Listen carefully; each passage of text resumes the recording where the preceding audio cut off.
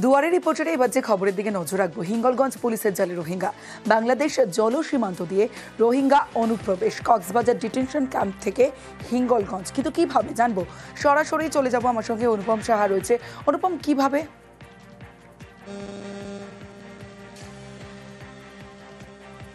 দেখো, গতকাল গভীর রাতে প্রায় রাত 2টো নাগাদ হিঙ্গলগঞ্জের পুলিশ যখন টহল দিচ্ছিল, সেই সময় হিঙ্গলগঞ্জ বাজার সংলগ্ন এলাকা থেকে সেখানে নূর ফতেমা বলে এই মহিলাকে, রোহিঙ্গা মহিলাকে গ্রেপ্তার করে পুলিশ এবং তারপরে তাকে জিজ্ঞাসাবাদ করে প্রথমে সে কিন্তু যেটা বলেছিল যে সে বাংলাদেশ থেকে পার হয়েছিল, সে বাংলাদেশের বাসিন্দা।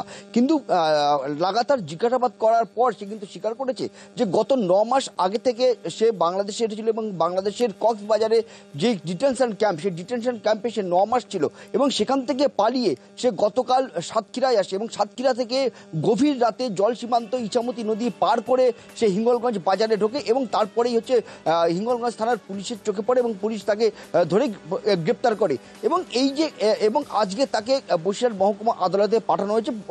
বসিরহাট মহকুমা আদালত তাকে 14 দিনের জেল হেফাজতের নির্দেশ দিয়েছে। পুলিশ তার কাছ থেকে কিন্তু বেশ কিছু তথ্য পেয়েছে, তার কারণ সে পুলিশের কাছে যেটা স্বীকার করেছে যে এই নূর ফতেমা ছাড়াও আরও বেশ কিছু রোহিঙ্গা যারা বাংলাদেশের ডিটেনশন ক্যাম্পে ছিল তারা সেখান থেকে কিন্তু পালিয়ে এসেছে এবং তারা কিন্তু ভারতের বিভিন্ন যেসব সীমান্ত রয়েছে সেসব সীমান্ত দিয়ে কিন্তু ভারতে ঢোকার কিন্তু চেষ্টা করছে, এমনটাই কিন্তু জানিয়েছে তারা সে পুলিশের জেলায়। বেশ,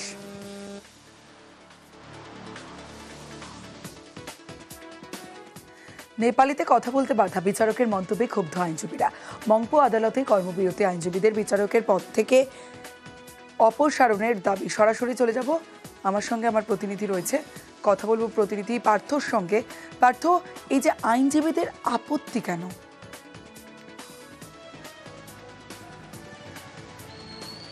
দেখো, মংপো আদালতের ঘটনা গতকালে, সেখানে পাহাড়ের 2 আইনজীবী তারা নিজেদের ভাষা অর্থাৎ নেপালি ভাষায় যখন কথা বলছিল, সেই সময় ওই আদালতেরই এক বিচারক তাতে আপত্তি জানায়।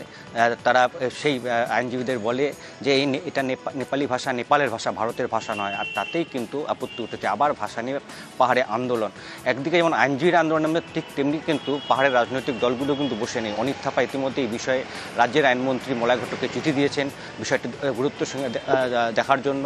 অন্যদিকে অজয় এডওয়ার্ড তিনিও কিন্তু তার ক্ষোভ ব্যক্ত করেছেন। পাশাপাশি দার্জিলিংয়ের সাংসদ রাজু বিস্তার বিজেপির, তিনিও কিন্তু আপত্তি তুলেছেন যে নেপালি ভাষা কিন্তু সংবিধান স্বীকৃত ভাষা, তাহলে এখানে আপত্তি কোথায়? আর পাহাড়ের তো এটা নিজস্ব ভাষা, পাহাড়বাসীর মাতৃভাষা হলো নেপালি ভাষা, কেন সেখানে একজন বিচারক প্রশ্ন তুলবেন বা আপত্তি তুলবেন বা এই ভাষাকে নেপালের ভাষা হিসেবে চালিয়ে যাবেন কেন?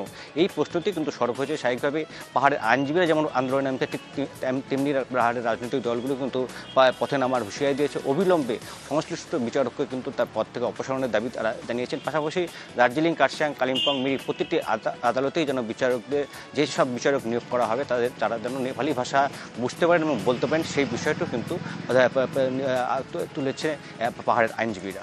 বেশ,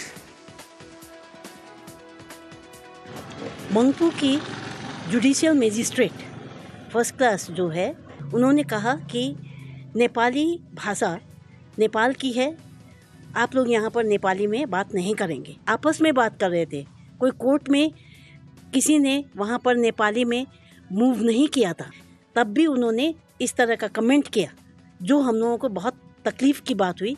क्योंकि आज क्या हम लोग कौन सी भाषा में बात करेंगे, ये भी जुडिशियल मजिस्ट्रेट हम लोगों को बताएंगे? ये तो गलत बात हुई है। খেজুরিতে খুনি 2 বিজেপি কর্মীর মৃত্যু তদন্তে নয়মূল।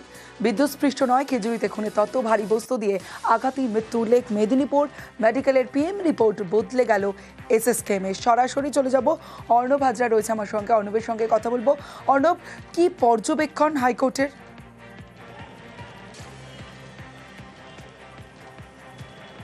দেখো, বিচারপতি তীর্থঙ্কর ঘোষ বলছেন 2টি সরকারি হাসপাতাল, 2 হাসপাতালের মৃত্যুর ময়নাতদন্তের যে রিপোর্ট, সেই রিপোর্ট কিভাবে এত পার্থক্য হতে পারে।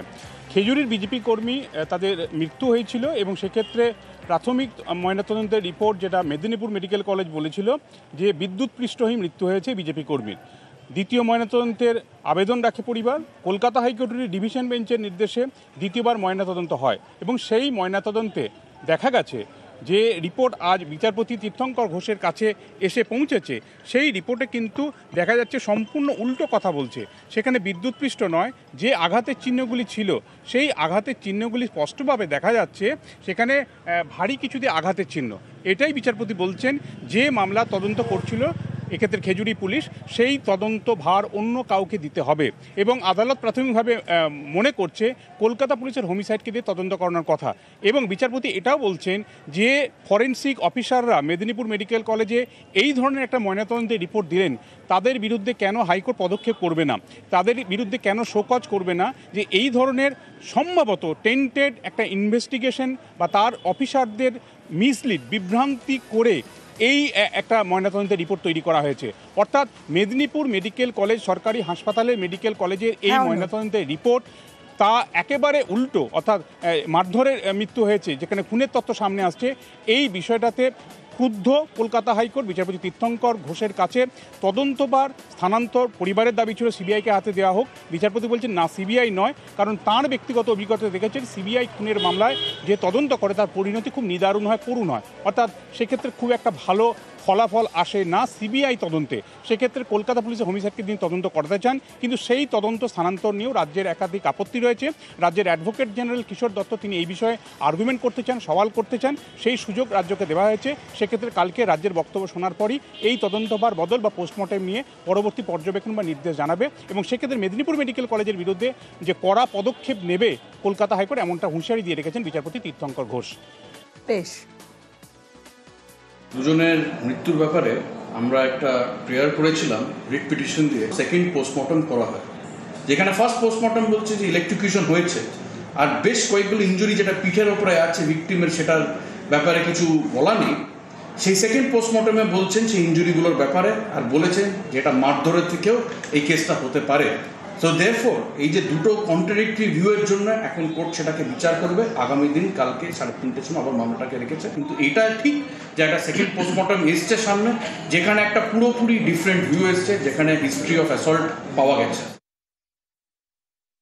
খেজুরির কেসে আমরা প্রথম থেকে বলেছি পিঠে দাগ, মাথায় হেড ইঞ্জুরি এগুলো আছে। দ্বিতীয় পোস্টমর্টম পশ্চিমবঙ্গ সরকারের হসপিটালেই হয়েছে এসএসকেএমে। দ্বিতীয় পোস্টমর্টমে পরিষ্কার হেড ইঞ্জুরি, পিঠে কাটার দাগ ইত্যাদি পরিষ্কার বলা হয়েছে।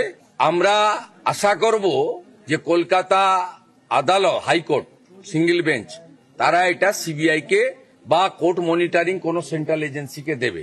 আমি এর অন্তিম কিনারা পর্যন্ত যাতে জাস্টিস পায় পরিবারগুলো, তার জন্য যা করার করব।